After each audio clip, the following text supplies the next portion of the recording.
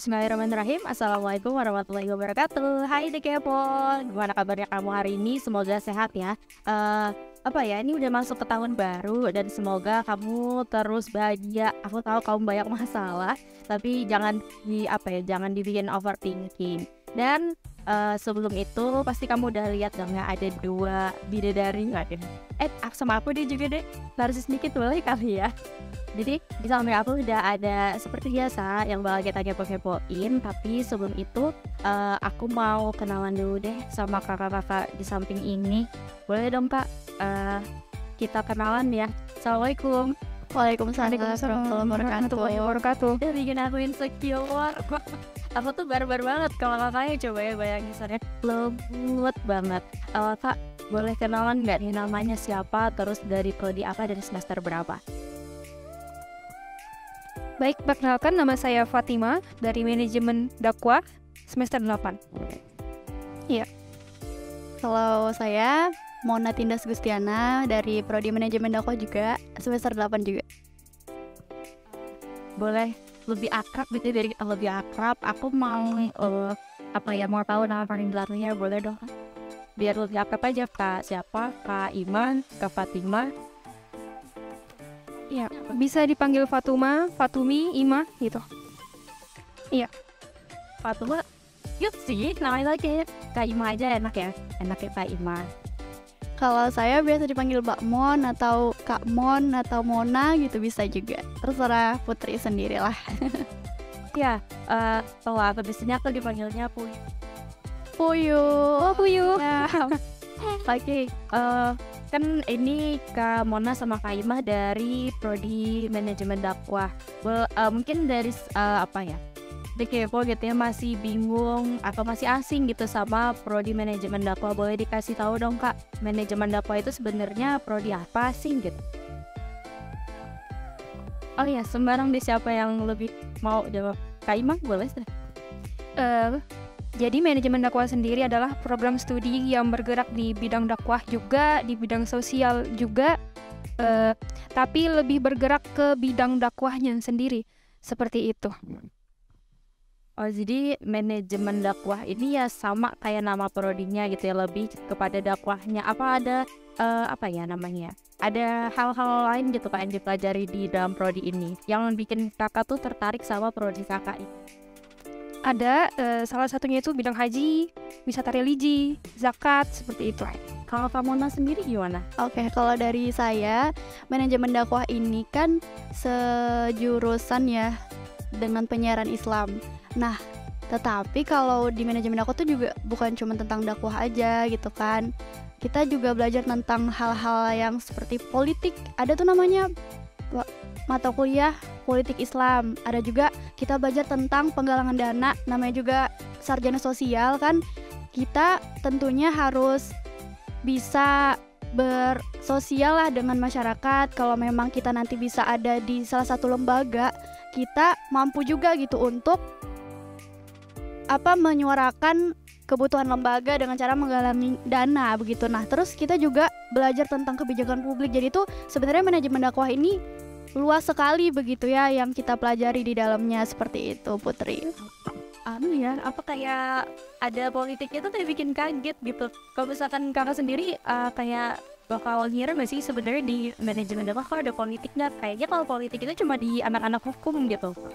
Iya, sebenarnya saya nggak mengira ya, karena istilahnya manajemen dakwah gitu kan. Jadi manajemen itu dunianya, dakwah itu akhiratnya, begitu.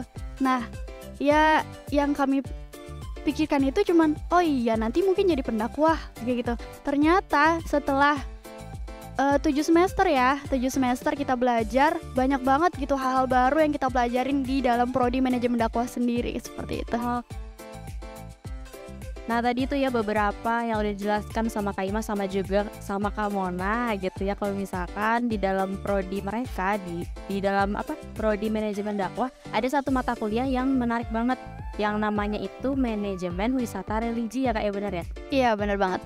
Boleh dong dikasih tahu sama The Kepon yang lagi nonton di rumah sekarang, mata kuliah manajemen wisata religi ini fokusnya tuh ke dalam bidang apa sih Kak gitu? Boleh Kak Mona atau Kak Ima yang mau jawab? Kak Mona? Iya, boleh deh ya. Aduh deh. Oke, jadi manajemen wisata religi ini fokusnya itu ke pelatihan tour guide. Iya, jadi ada ke arah masjid yang ada di Kalimantan Timur. Kan kebetulan kita kuliahnya di Kalimantan Timur nih ya, UINSI Samarinda. Nah, makanya iya kita jadinya mencari tahu gitu loh masjid yang memiliki sejarah, terus juga yang punya banyak kenangan gitu kan. Terus sama juga makam nih. Kita belajar tentang makam juga, pelatihan tour guide tentang masjid dan makam khususnya. Nah, karena memang kebanyakan kalau misalkan di sini mungkin ada beberapa aja kayak misalkan ada masjid yang terkenal itu yang di Mangku Palas itu kan cuman mungkin sebagian orang aja yang tahu gitu. Fokus yang kedua itu di mata kuliah ini kita juga mempelajari bagaimana kita membuat paket wisata. Iya, mulai dari kemarin kita sempat membuat bagaimana membuat paket wisata umroh seperti itu. Berarti kalau misalkan belajar tentang paket wisata itu ngomongin kan kita ada di Kalimantan Timur nih Kak, berarti paket wisatanya itu bagaimana? Apa wisata-wisata yang ada misalkan makam yang ada di sini di Samarinda itu dimasukkan ke dalam paketnya atau gimana Kak? Iya, bisa dibuat seperti itu. Misalnya nih kan yang baru-baru viral nih kan Haul Gurus Kumpul itu bisa dibuat paket wisata, nah seperti itu. Berarti harus ke Kalimantan Selatan dong Kak? Iya, bisa. Ya karena kalau misalkan di sini kan memang ada juga ya yang Haul Gurus Kumpul di Kalimantan Timur sendiri. Iya di Kalimantan Timur sendiri kalau misalkan paket yang kakak jelasin itu berarti menuju ke tempatnya langsung gitu ya. Iya, benar.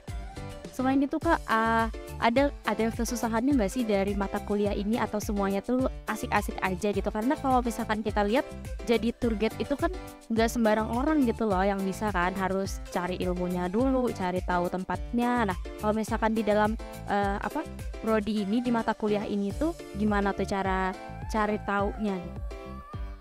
Baik, jadi kalau di mata kuliah ini dibilang kesusahan itu minim sekali ya Putri ya, lebih ke seru banget gitu karena pelatihannya kita kan langsung ke lapangan ya, jadi kita itu langsung tahu gitu.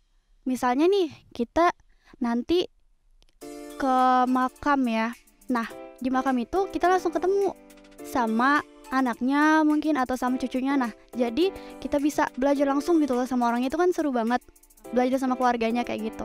Nah kalau misalkan masjid juga sama, kita bisa langsung ke lapangan lah, intinya keseruannya lebih dominan daripada kesusahannya kayak gitu. Berarti boleh dikasih tau nggak sih Kak sama teman-teman The Kepo makam sendiri gitu, makamnya sendiri yang ada di Kalimantan Timur itu ada berapa sih Kak? Ada banyak sih pastinya, cuman sejauh ini yang teman-teman pelajari itu ada berapa banyak? Apakah hanya di dalam kelas saja kah atau langsung prakteknya itu langsung semuanya gitu, semua makam didatangin gitu?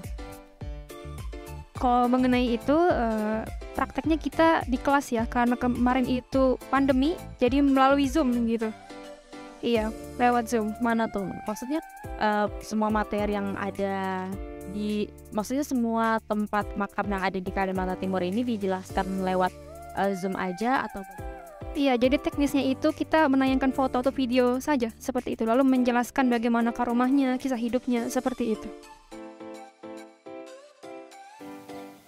Oke, kan itu kayak apa ya, pelajaran yang didapatkan itu sebanyak itu loh. Jadi kalau misalkan kamu penasaran, pengen, atau memang kamu lagi plan buat masuk ke dalam prodi ini, mungkin kamu bisa ambil catatan kamu, terus kamu tulis kamu pengennya kemana setelah ini. Apa kamu pengen jadi tour guide yang terkenal se-Kalimantan? Waduh, kan bisa ya di sini. Dan Kak, mau tanya dong, kan tadi itu kalau misalkan kuliah selama pandemi itu kan cuma dijelaskan lewat Zoom gitu, dan sekarang kan alhamdulillah gitu ya, alhamdulillahnya sudah nggak pandemi gitu, bolehlah kita kemana-mana gitu kan, boleh jalan, sekarang nggak perlu ada larangan yang ketat gitu. Sekarang gimana sih, apakah ada gitu teman-teman dari MD sendiri di semesternya kakak, semester 8 yang udah pergi ke makam yang dimaksud selama pembelajaran di Zoom nih Kak? Kak Mona boleh. Iya, terima kasih Putri ya. Jadi kalau dari angkatan kami sendiri, alhamdulillahnya sudah ya ke sana langsung gitu kan. Misalnya ke Jantur tuh kan jauh banget tuh dari Samarinda. Jantur itu di mana ya Kak? Jantur kebetulan itu- saya juga tidak tahu. Iya, jadi Jantur itu kan di Kalimantan Timur juga, cuman agak jauh gitu. Di mana nih? Di mana Kak Di- tempatnya? Kutai, Iya, Kutai Timur, Kartanegara. iya. Terus Kak? Nah, jadi kan kalau ke sana itu ya kesannya juga lebih banyak. Terus kalau masjid ya, dari teman-teman juga sudah misalnya ke arah Masjid Raya Darussalam atau Masjid Islamic Center yang sering kita datangin, tapi kita belum tentu tahu apa aja sih yang ada di dalamnya, entah itu ceritanya atau sejarahnya sendiri seperti itu. Nah, jadi di situ kita langsung bisa turun praktek ke lapangan itu. Tadi ngomongin tentang makam yang ada di Jantur. Makam di sana tuh ada makam siapa sih Kak? Boleh dong dikasih tahu ke teman-teman. Ya, jadi kalau di Jantur sendiri itu yang kami datangin namanya makam Habib Abdullah Selimau. Nah, nama Selimau sendiri itu dari daerah Jantur ya. Jadi di Jantur sana ada namanya daerah Selimau. Makanya makam itu dinamakan makam Habib Abdullah Selimau begitu. Oh gitu. Jadi boleh dong Kak kasih tahu kisah dari beliau ini bagaimana gitu selama di sana. Iya. Jadi kalau dari di Jantur kan makam Habib Abdullah Selimau. Memang sebelumnya istilahnya kayak 30 tahun terakhir itu baru ada orang yang bisa dibilang memiliki kemampuan tertentu ya, istilahnya namanya kasyaf. Nah, jadi karena kemampuan kasyaf itu makanya bisa mengetahui begitu. Oh, ternyata di Jantur ada makam nih. Nah, cerita selanjutnya itu di Jantur sendiri, di hutan Jantur itu pernah ada kebakaran hutan. Nah, kebakaran hutannya ini besar banget, tapi satu petak wilayah itu nggak kebakar gitu. Ternyata pas setelah ditelusuri itu ada makamnya begitu. Oh gitu. Jadi cuman di dalam satu petak itu yang nggak kenapa-kenapa gitu kayak bisa dibilang. Iya, betul banget. Berarti Kak boleh tahu nggak sih cerita kisahnya kenapa sih beliau ini disebut sebagai wali gitu? Ya, baik. Jadi kalau dari ceritanya sendiri kan dari orang kasyaf tadi ya. Orang yang kasyaf memiliki kemampuan itu mengetahui bahwa di sana ada makam, dan baru diketahui 30 tahun terakhir ternyata umur makam sendiri itu sudah 100 tahun lebih seperti itu. Nah, kemudian kalau yang bisa kita lihat ya dari kita bisa ambil karomah atau kemuliaan. Nah, pada saat ke arah makam itu kan memang kita melewati sungai ya. Sungai. Jadi menyeberangi sungai itu menggunakan gubang. Gubang itu apa Kak? Nah, kalau gubang sendiri tuh sejenis perahu. Sejenis Iya, perahu, sejenis ha-ha. perahu. Perahu yang biasa di mahakam. Iya, perahu kecil seperti itu. Ya, Nah, ke nanti, arah terus gimana? nanti bakal dikasih tahu ya bentuk perahunya gimana ya, teman-teman ya. Dilihat Oke, kan? iya benar banget. Nah, terus kalau ke sana itu kan namanya juga masuk hutan ya. Iya, Kak. Itu kan pasti banyak nyamuk banget. Mm-mm. Nah, pas sudah sampai di makamnya, itu nyamuknya nggak ada. Nah, kemudian yang kedua itu kalau dari makamnya sendiri kan orang yang punya kemampuan kasyaf atau orang-orang tertentu lah istilahnya bisa mencium aroma wangi dari makam itu, tapi nggak sembarang orang Iya. begitu. Oke. Oke, itu ya Dekepo tadi satu tempat makam yang ada di daerah Kutai Timur Kak ya. Daerah Kutai lah pokoknya ya. Oh, di situ ya, kirain di Kutim atau di Kubar gitu. Nah, itu satu tempat makam yang ternyata baru diketahui sekitar 30 tahun terakhir gitu Kak ya.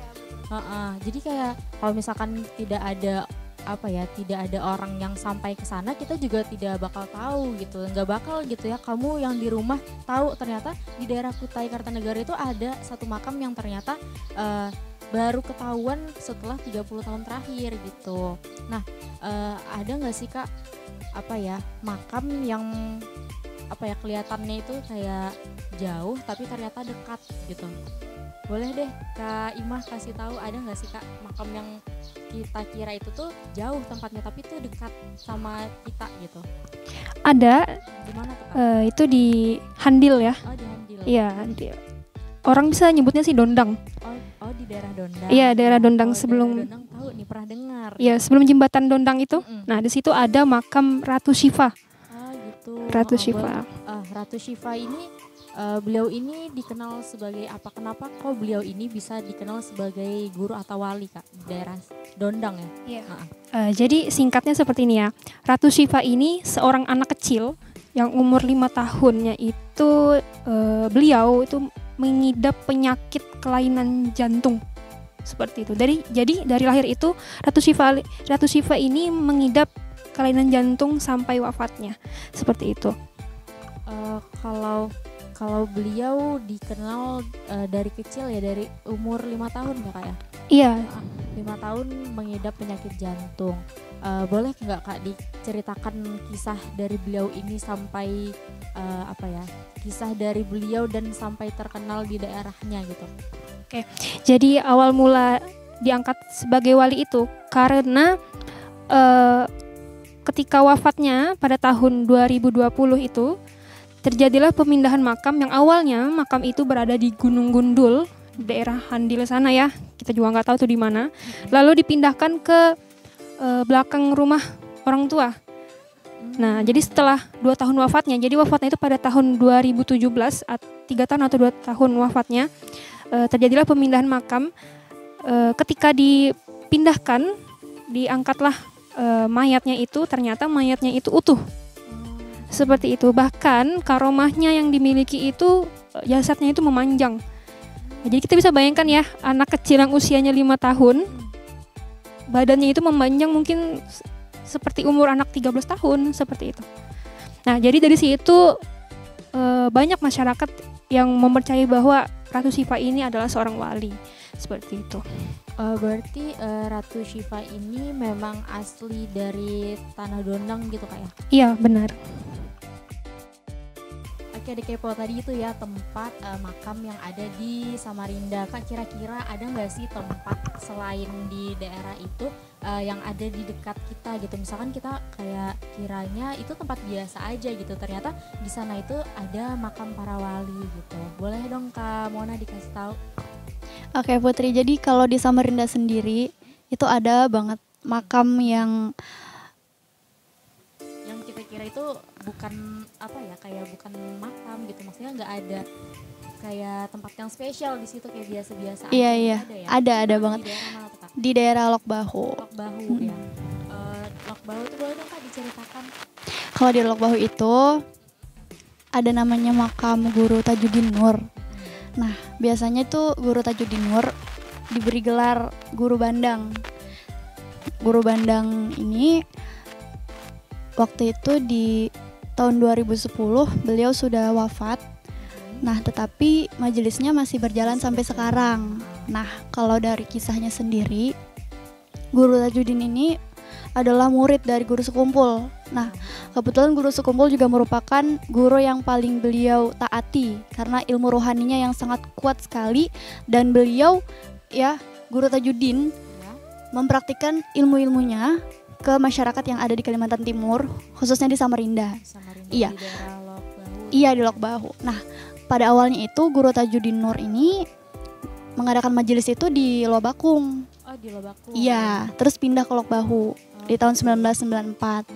Nah, sampai hari ini pun majelisnya masih berjalan ya, dilanjutkan oleh anaknya Haji Ahmad namanya. Jadi kemudian beliau meninggal di tahun 2010 tadi yang saya sebutkan itu karena serangan jantung ya di sebelah kiri, jantung sebelah kiri itu udah nggak berfungsi selama 2 tahun. Jadi ya wafat dan dilanjutkanlah majelisnya oleh anak beliau begitu.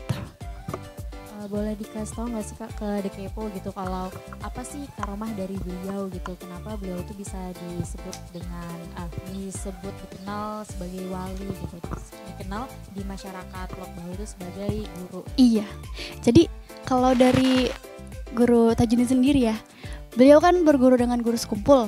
Nah, makanya ajaran-ajaran dari guru sekumpul itu kan dibawa ya ke masyarakat, sehingga beliau katakan bahwa di saat kita mengadakan majelis begitu kan, jangan sampai memberatkan para jamaah begitu. Kemudian kan kalau majelis guru tajwid sendiri udah melaksanakan 2 kali haul ya, haul guru sekumpul.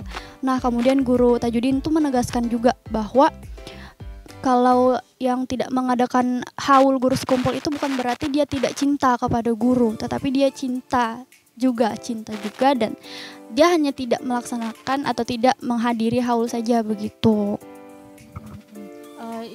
Itu kan di daerah Lok Bahu kayak, berarti sekarang majelisnya itu ada di Lok Bahu aktifnya atau di Lobakung Kak? Kalau aktifnya sampai sekarang itu di Lok Bahu, dilanjutkan sama anaknya tadi Haji Ahmad.